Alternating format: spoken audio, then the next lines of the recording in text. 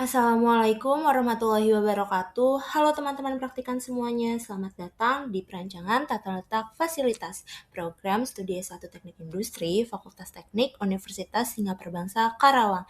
Di sini aku akan menjelaskan terkait materi kedua, yaitu fundamental bisnis dan identitas perusahaan. Oke teman-teman praktikan sekalian, materi ini mungkin kelihatannya sedikit teoritis ya, tapi sebenarnya penting banget karena semua keputusan operasional termasuk tata letak fasilitas itu mulainya dari sini. Kita bisa lihat di latar belakangnya sendiri, fundamental bisnis dan identitas perusahaan merupakan landasan utama dalam menjalankan dan mengembangkan usaha. Menurut Salsabila dan Ayuning Tias, tahun 2025, identitas perusahaan mencerminkan cara perusahaan membangun dan menyampaikan citra kepada publik sehingga perlu didukung oleh unsur-unsur fundamental bisnis yang jelas. Oleh karena itu, materi ini membahas terkait logo perusahaan, lokasi perusahaan, visi, misi, dan tujuan, jenis bidang usaha, dan badan hukum, serta bisnis model kanvas atau biasa dikenal BMC sebagai dasar perancangan identitas dan strategi bisnis yang terintegrasi. Lalu terdapat dua teori juga, yaitu teori fundamental bisnis dan juga teori identitas perusahaan. Teori fundamental bisnis menurut David tahun 2011, visi dan misi berfungsi sebagai arah dan pedoman strategis yang menjadi dasar pengambilan keputusan bisnis. Sementara itu, pemilihan badan hukum dan bidang usaha menentukan tanggung jawab hukum, pola pengelolaan, serta peluang pengembangan perusahaan. Selain itu, terdapat teori identitas perusahaan yang menurut Ollins tahun 1989, corporate identity adalah cara perusahaan mengekspresikan siapa dirinya melalui simbol visual, komunikasi, dan perilaku organisasi.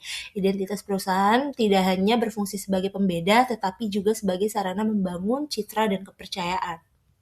Selanjutnya, di sini terdapat alat atau software pendukung yaitu Microsoft Word dan juga Google Docs, yang mana kedua fungsi dari software ini sama, yaitu digunakan sebagai alat bantu dalam pengolahan dokumen terkait penjelasan dari jawaban penugasan praktikum. Jadi jika praktikan ingin menggunakan Microsoft Word boleh, menggunakan Google Docs pun juga boleh.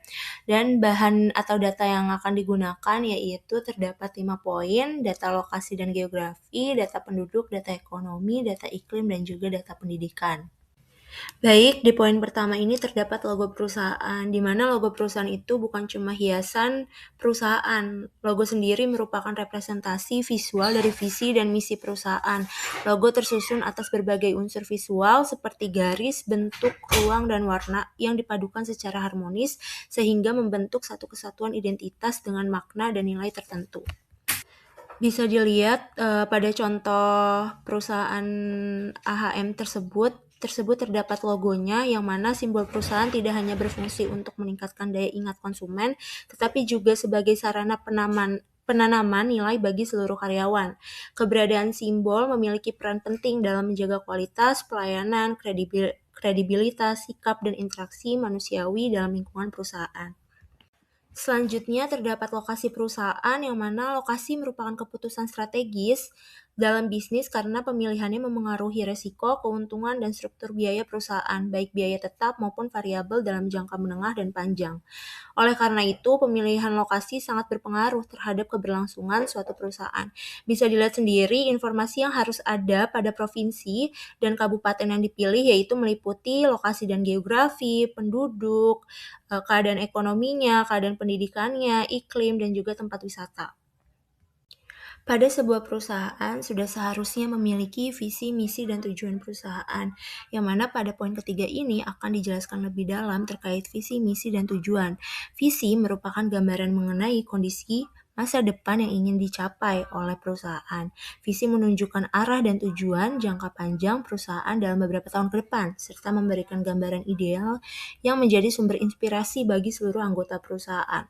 Lalu misi merupakan pernyataan yang menjelaskan aktivitas dan peran setiap unit dalam organisasi, serta upaya yang dilakukan untuk mewujudkan visi organisasi. Dan tujuan sendiri merupakan suatu hal yang akan diwujudkan sebagai upaya pencapaian visi dan misi. Oleh karena itu, keberadaan visi, misi, dan tujuan dalam perusahaan sangat penting untuk memberikan kejelasan kepada seluruh pihak mengenai alasan dan arah pendirian perusahaan. Jika disingkat, visi itu merupakan arah, misi itu jalannya, tujuan itu pemberhentian yang mau dicapai. Setiap perusahaan sudah pasti memiliki jenis bidang usaha dan badan hukum usaha. Bidang usaha pada umumnya merupakan aktivitas yang dilakukan manusia untuk mencapai tujuan tertentu. Bidang usaha menunjukkan jenis kegiatan yang dijalankan oleh suatu perusahaan seperti usaha di bidang pabrikasi, transportasi, komunikasi, dan bidang lainnya. Selain itu, badan hukum usaha merupakan bentuk organisasi usaha yang memiliki kesatuan dari sisi hukum, teknis, dan ekonomi, serta bertujuan untuk memperoleh keuntungan. Badan hukum usaha menunjukkan jenis bentuk hukum yang digunakan dalam menjalankan usaha seperti perseroan terbatas atau PT, firma, perusahaan, perseorangan, dan bentuk lainnya.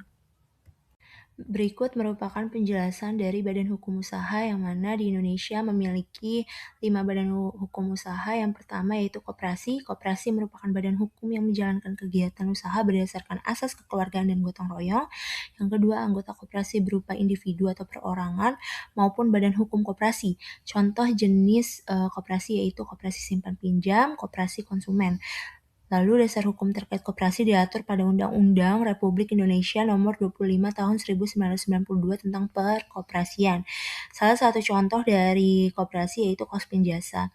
Lalu yang kedua terdapat yayasan. Yayasan merupakan badan hukum yang didirikan untuk tujuan sosial, keagamaan, atau kemanusiaan. Tidak berorientasi pada keuntungan namun dapat menjalankan kegiatan usaha untuk mendukung pelaksanaan kegiatannya. Contoh yayasan yaitu yayasan pendidikan, yayasan sosial, dan juga yayasan keagamaan. Dasar hukum terkait yayasan diatur pada Undang-Undang Nomor 16 Tahun 2001 tentang yayasan. Contoh dari yayasan sendiri yaitu Inspirasia Foundation ataupun Yayasan Kanker Indonesia. Badan hukum usaha selanjutnya yaitu perseroan terbatas, yang mana perseroan terbatas memiliki status badan hukum yang terpisah dari pemiliknya dengan modal usaha yang terbagi dalam bentuk saham. Pemilik atau pemegang saham memiliki tanggung jawab terbatas hanya sebesar modal yang disetorkan. Contoh dari perseroan terbatas yaitu PT Unilever Indonesia Tbk. Dasar hukum yang mengatur yaitu Undang-Undang Nomor 40 Tahun 2007 tentang perseroan terbatas. Bisa dilihat sendiri, selain PT Unilever Indonesia Tbk, terdapat contoh dari perseroan terbatas atau PT sendiri yaitu Indofood dan juga Pertamina, yang mana Pertamina sendiri masih di bawah BUMN, sedangkan Indofood merupakan perusahaan swasta. Lalu terdapat Commandeer Vennootschap atau biasa disingkat dengan CV. CV sendiri terdiri dari sekutu aktif sebagai pengelola usaha dan sekutu pasif sebagai penanam modal. Sekutu aktif bertanggung jawab atas kegiatan usaha, sedangkan sekutu pasif bertanggung jawab sebatas modal yang ditanamkan. Biasanya umum digunakan pada usaha konstruksi, perdagangan, dan kuliner. Dasar hukum yang mengatur yaitu Kitab Undang-Undang Hukum Dagang atau KUHD. Contohnya seperti pada gambar di bawah, yaitu seperti Sadewa Agrijaya. Lalu yang ketiga terdapat firma pemilik bertanggung jawab penuh termasuk harta pribadi jika terjadi kerugian. Lalu semua anggota ikut mengelola usaha, contohnya firma hukum, akuntansi, dan juga dagang. Dasar hukum yang mengatur yaitu Kitab Undang-Undang Hukum Dagang atau KUHD juga. Contohnya yaitu HHP Law Firm ataupun Digital Marketing Agency. Pada poin akhir ini terdapat Business Model Canvas atau BMC, merupakan alat yang membantu perusahaan dalam merencanakan, menilai, dan mengembangkan model bisnis secara sistematis. Terdapat 9 poin dari jenis BMC ini, yaitu yang pertama Customer Segment atau segmen pelanggan. Customer Segment merupakan kelompok masyarakat yang menggunakan produk atau layanan organisasi dan berperan dalam memberikan pendapatan bagi organisasi. Yang mana terdiri dari B2B atau business to business, atau menjual produk atau layanan ke perusahaan lain, misalnya software untuk perusahaan. Lalu B2C, business to consumer, yang mana menjual langsung ke konsumen individu, misalnya toko pakaian. Lalu terdapat pasar massal, yang mana produk untuk semua orang, misalnya sabun dan air minum. Dan yang terakhir pasar niche, yang mana produk untuk segmen tertentu dengan kebutuhan khusus, misalnya jam tangan mewah untuk kolektor. Lalu untuk poin kedua dari BMC sendiri terdapat value propositions atau proposisi nilai. Value proposition adalah keunggulan atau keunikan yang membuat produk atau jasa layak dipilih oleh pelanggan. Contohnya, sebagai berikut, harga lebih murah. Jika kalian lihat produk-produk di Shopee, sudah pasti Shopee menawarkan banyak diskon besar. Maupun itu Shopee, maupun Tokopedia, itu juga bisa kalian lihat bahwa platform tersebut menawarkan diskon dengan besar. Lalu kualitas lebih baik. Terdapat Apple memiliki desain premium dan inovatif. Jika kalian melihat desain dari Apple sendiri itu cukup unik ya, kayak apel digigit gitu, tapi itu yang membuat kesannya jadi lebih mewah dan juga premium. Lalu terdapat kenyamanan, seperti Gojek menyediakan transportasi dan pengiriman dalam satu aplikasi, sama juga halnya kayak Grab, tapi Grab kan bukan dibuat pembuatannya bukan langsung dari Indonesia ya, sedangkan Gojek terkenal yang buat adalah orang Indonesia. Tapi seperti tidak jauh juga Grab seperti Gojek. Lalu unik atau eksklusif seperti mobil Ferrari diproduksi terbatas. Dengan harga mobil Ferrari juga yang cukup mahal, hingga mereka berani untuk memproduksi mobil tersebut secara terbatas. Selanjutnya, pada poin ketiga dari BMC sendiri terdapat channels atau saluran. Channels adalah cara perusahaan menyampaikan nilai atau keunggulan produknya kepada pelanggan. Misalnya, online bisa melalui website, aplikasi, atau media sosial. Jika offline bisa lewat toko fisik, agen, atau reseller. Dan jika hybrid bisa online ataupun offline, itu seperti IKEA dengan toko fisik dan e-commerce. Lalu yang keempat terdapat customer relationship atau hubungan pelanggan. Customer relationship adalah cara perusahaan membangun dan menjaga interaksi dengan pelanggan. Misalnya self-service pelanggan mendapatkan informasi atau layanan sendiri, contohnya Netflix.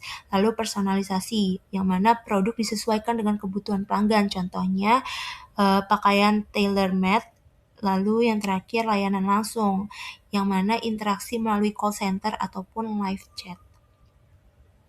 Lalu untuk yang kelima terdapat revenue streams atau sumber pendapatan, yang mana cara bisnis memperoleh penghasilan dari pelanggan, antara lain seperti penjualan langsung, menjual produk atau jasa secara langsung. Yang kedua langganan atau subscriptions, contohnya Netflix ataupun Spotify. Lalu iklan atau advertising, misalnya YouTube memperoleh pendapatan dari iklan. Jadi kalau misal kalian lihat ketika kalian buka YouTube dan YouTube kalian itu tidak premium, kalian bisa lihat iklannya dan itu mereka masuknya ke iklan atau advertising. Lalu freemium, yang mana aplikasi dasar gratis sedangkan fitur premium berbayar. Contohnya seperti Canva dan juga Zoom. Lalu yang keenam, terdapat key resources atau sumber daya utama. Sumber daya penting yang diperlukan agar bisnis dapat berjalan meliputi yang pertama, fisik, seperti pabrik, gudang, dan kendaraan. Yang kedua, finansial, yang mana modal usaha dan dapatnya dari dukungan investor.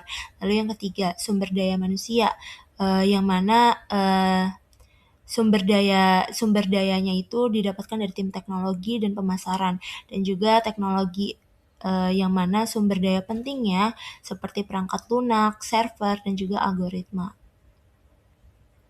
Selanjutnya dari bisnis model Canva sendiri terdapat key activities atau aktivitas utama, yang mana merupakan kegiatan utama yang dilakukan perusahaan untuk menghasilkan nilai, antara lain seperti produksi, menghasilkan barang atau jasa, misalnya pabrik sepatu, distribusi, menyalurkan produk kepada pelanggan, seperti layanan ekspedisi, dan inovasi, mengembangkan teknologi atau produk baru, contohnya penelitian vaksin. Lalu selanjutnya terdapat cost structure atau struktur biaya, yang mana seluruh biaya yang harus dikeluarkan untuk menjalankan kegiatan bisnis, seperti biaya tetap, fixed cost, terdapat biaya variabel juga atau variable cost, lalu terdapat economies of scale, yang mana biaya tetap ini biayanya yang nilainya relatif tetap, seperti sewa gedung dan gaji karyawan tetap. Sedangkan untuk biaya variabel atau variable cost ini biaya yang berubah sesuai aktivitas, seperti bahan baku dan komisi penjualan. Lalu yang terakhir terdapat terdapat economies of scale yang mana penghematan biaya yang terjadi ketika volume produksi atau penjualan meningkat. Lalu yang terakhir terdapat key partnerships atau kemitraan utama yang merupakan kerjasama dengan pihak luar atau eksternal yang membantu mendukung kegiatan bisnis. Antara lain seperti pemasok, perusahaan elektronik bekerja sama dengan produsen chip. Contohnya seperti itu. Lalu distributor, contohnya merek kosmetik bermitra dengan toko retail. Lalu yang terakhir, mitra teknologi. Contohnya perusahaan rintisan berkolaborasi dengan penyedia layanan cloud computing. Contoh dari bisnis model kanvas BMC ini diambil dari BMC Gojek, yang mana bisa dilihat sendiri terdapat 9 elemen. Yang pertama terdapat customer segment yang mana pengguna transportasi, UMKM, restoran, dan juga driver ojek online. Untuk value propositionsnya, transportasi cepat, layanan pengiriman, kemudahan pembayaran. Lalu untuk channelsnya, aplikasi mobile, media sosial, dan juga website.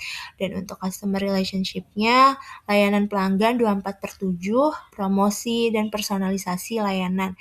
Dan juga yang kelima revenue streams yang mana isinya biaya layanan, komisi dari merchant dan juga GoPay.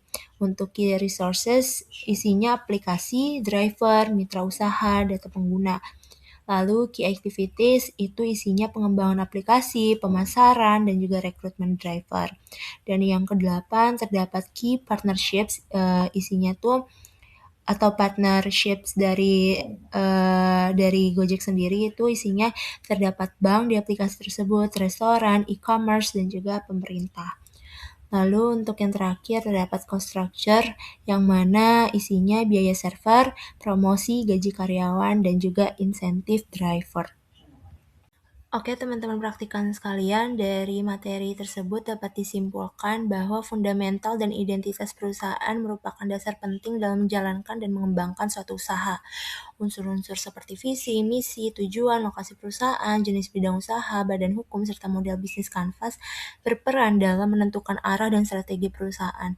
Identitas perusahaan, khususnya logo, berfungsi sebagai representasi nilai dan citra perusahaan kepada publik sehingga perusahaan mudah dikenali dan dipercaya oleh konsumen. Penerapan bisnis model kanvas juga membantu perusahaan mengintegrasikan seluruh elemen bisnis secara sistematis, mulai dari pelanggan hingga struktur biaya. Dengan memahami konsep fundamental bisnis dan identitas perusahaan ini, mahasiswa diharapkan mampu merancang, menganalisis, dan mengembangkan usaha secara sederhana, terarah, dan berkelanjutan.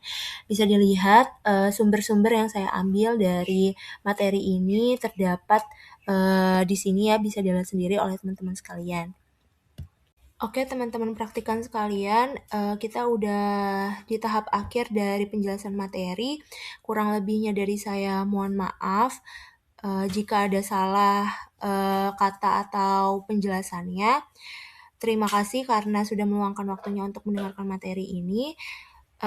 Selanjutnya kita akan masuk ke tahap penjelasan penugasan ya.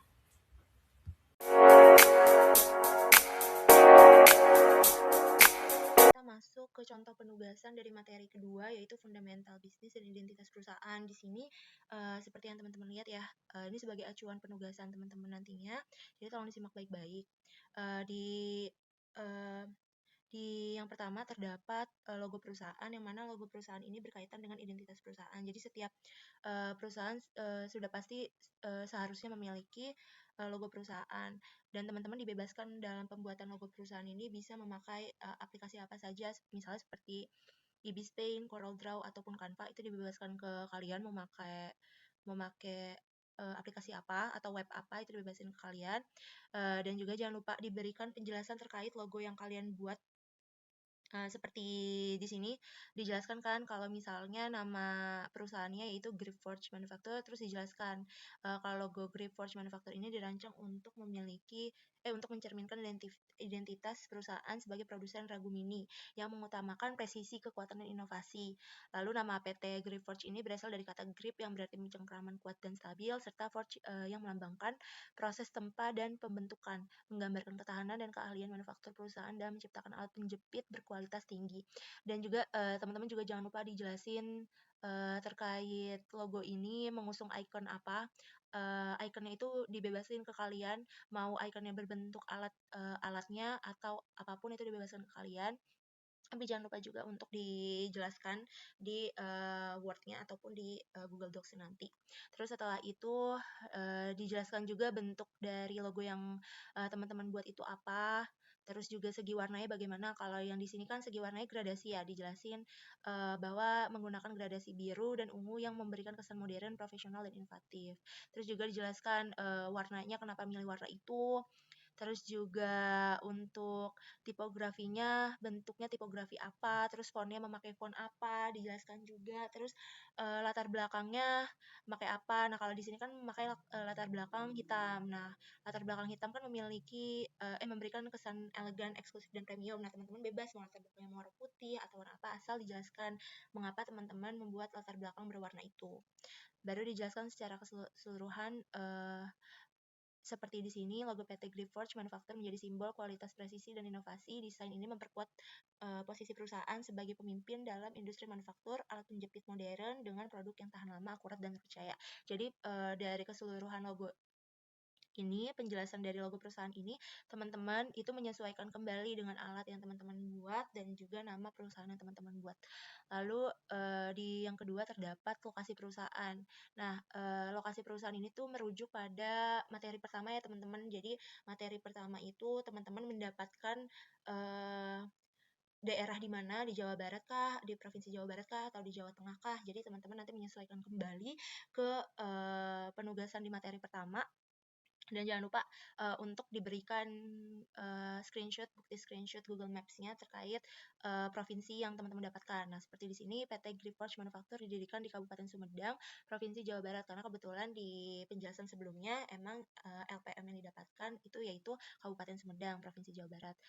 Dan dimasukkan petanya itu bisa ngambil dari Google Maps, bebas mau Google Maps di web atau di HP teman-teman, itu tinggal teman-teman masukin aja, terus diberikan penjelasan terkait lokasi dan geografinya. Informasinya berbentuk lokasi dan geografi seperti penjelasan materi 2 yang udah saya jelasin terkait lokasi tersebut. Teman-teman jangan lupa masukin informasi terkait lokasi dan geografi dan juga sumbernya, penduduknya, ekonominya, pendidikannya, iklim di wilayah tersebut, dan juga tempat wisatanya juga bagaimana, itu juga bisa teman-teman masukin. Dan juga jangan lupa teman-teman masukin sumbernya ya. Bisa dilihat contohnya seperti di sini, lokasi dan geografinya Jawa Barat terletak di bagian Pulau Jawa dan berbatasan dengan Provinsi DKI Jakarta. Terus dijelaskan juga terkait provinsi ini letak geografisnya bagaimana, dan juga garis pantainya sepanjang apa, dan ibu kota provinsinya itu apa, dan juga jangan lupa dimasukkan sumbernya. Dan untuk penduduknya itu bisa dimasukin terkait datanya bisa dari Badan Pusat Statistik seperti ini.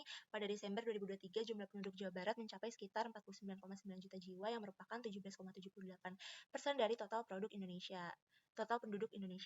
Dan bisa dimasukkan juga sumbernya. Dan untuk ekonominya juga jangan lupa dimasukkan terkait keuangan di daerah Jawa Barat itu bagaimana, pendidikan di daerah Jawa Barat itu bagaimana, jangan lupa dimasukkan juga. Dan juga jangan lupa masukkan terkait sumbernya.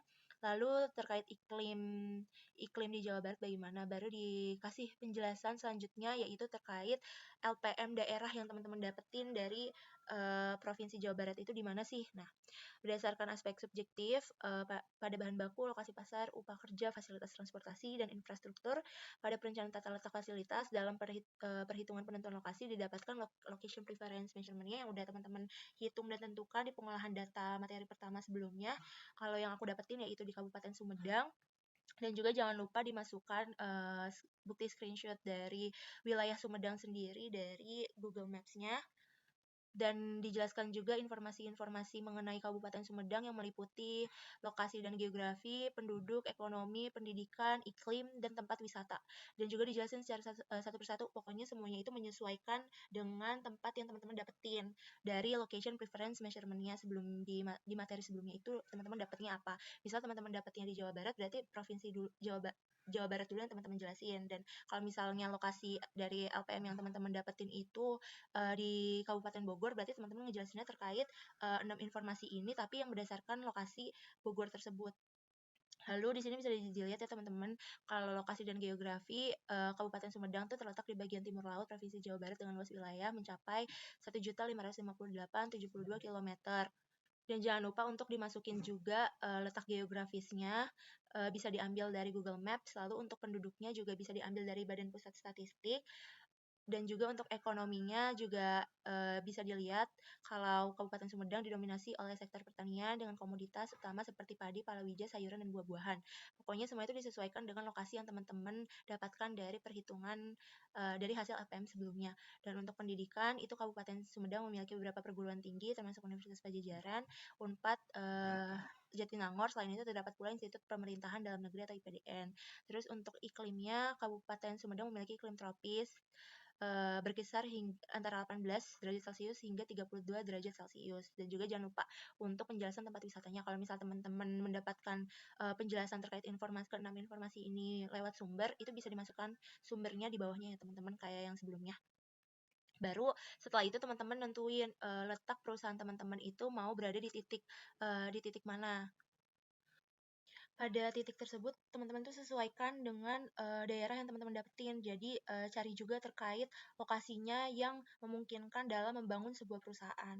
Kayak di sini sebagai contoh PT Griforge Manufaktur akan didirikan pada Jalan Raya Cijelak, Kecamatan Ujung Jaya, Kabupaten Sumedang, Jawa Barat dengan kode pos 45383 dengan mempertimbangkan lokasi tersebut strategi dengan luas tanah lebih dari 50.000 meter persegi dan dekat dengan akses tol Cisumdawu dan dekat dengan kawasan perusahaan lain. Nah, terus teman-teman bisa memasukkan titik yang teman-teman ingin membangun perusahaan tuh titiknya di mana di daerah tersebut.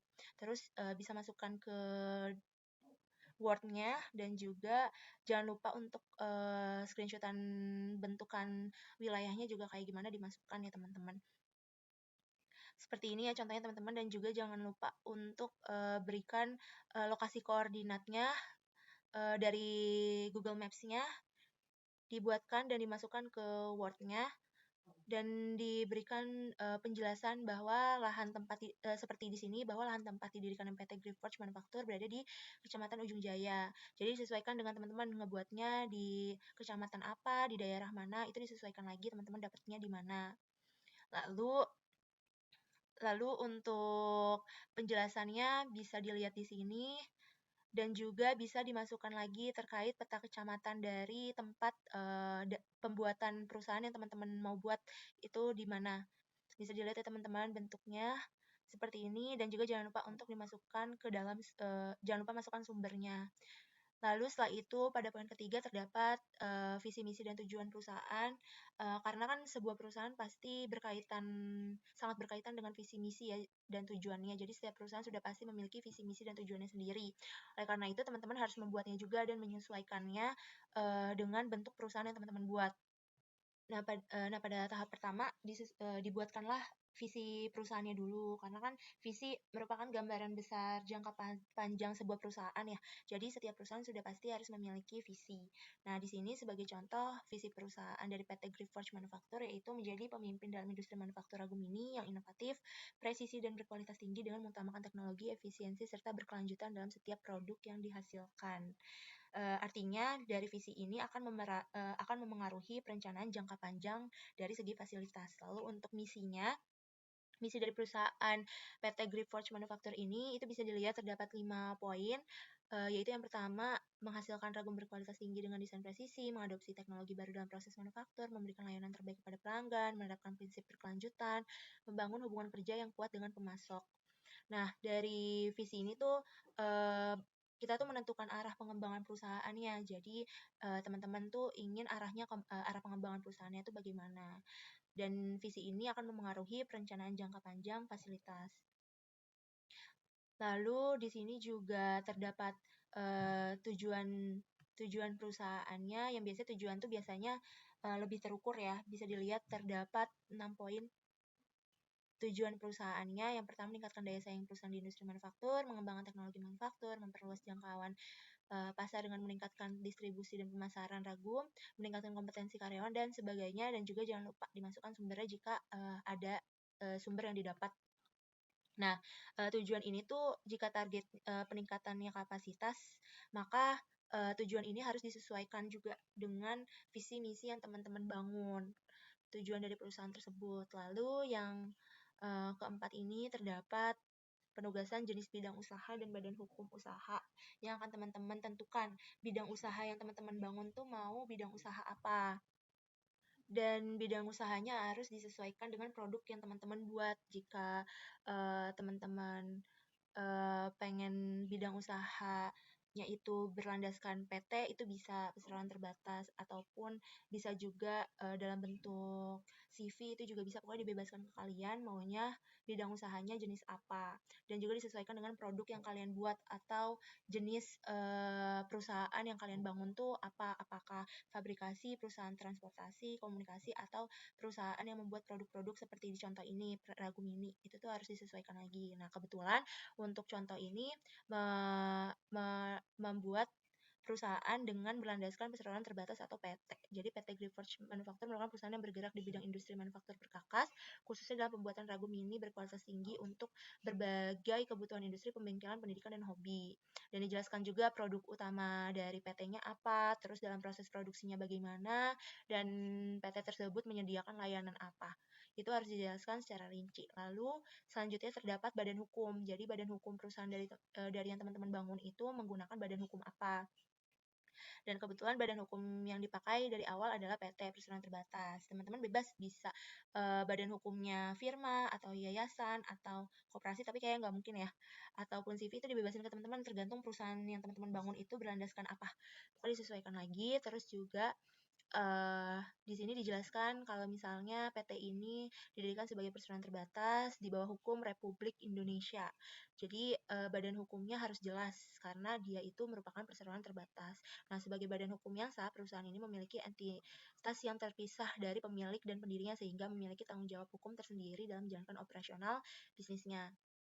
Terus teman-teman juga harus secara detail apakah perusahaan teman-teman itu telah terdaftar dan diakui secara resmi oleh otoritas yang berwenang, terus juga sebelum menjalankan kegiatan usahanya, PT teman-teman itu apakah sudah melengkapi berbagai aspek legalitas, itu juga bisa dimasukin. Terus bisa dilihat di contoh ini juga dengan memiliki legalitas yang jelas, kebutuhan terhadap regulasi yang berlaku, PT Gripforge Manufaktur berkomitmen untuk memberikan produk yang terbaik. Jadi teman-teman harus menyesuaikan lagi ya perusahaan teman-teman apakah sudah melengkapi aspek legalitasnya dan sudah mengikuti regulasinya atau belum. Disesuaikan lagi dengan perusahaan yang teman-teman bangun. Lalu yang terakhir terdapat bisnis model kanvas, yang mana pada contohnya PT Griforge Manufaktur merupakan perusahaan yang bergerak di bidang produksi ragum berkualitas tinggi yang digunakan di berbagai sektor industri. Untuk mengembangkan dan mempertahankan daya saing bisnis, PT Griforge menggunakan kerangka bisnis model kanvas sebagai strategi operasionalnya. Adapun analisisnya, yang pertama itu terdapat key partners, jadi teman-teman tentuin dari perusahaan yang teman-teman bangun key partnersnya apa dan bisa meliputi apa dan bisa dimasukin. Kalau untuk perusahaan Greyforge itu memiliki 5 poin mitra, yaitu pemasok bahan baku, distributor dan reseller, lembaga pendidikan teknik, mitra logistik, dan mitra teknologi. Dan untuk key activitiesnya atau kegiatan utama dari PT Greyforge ini tuh menjalankan berbagai kegiatan inti yang memastikan kelangsungan operasional dan pertumbuhan bisnisnya.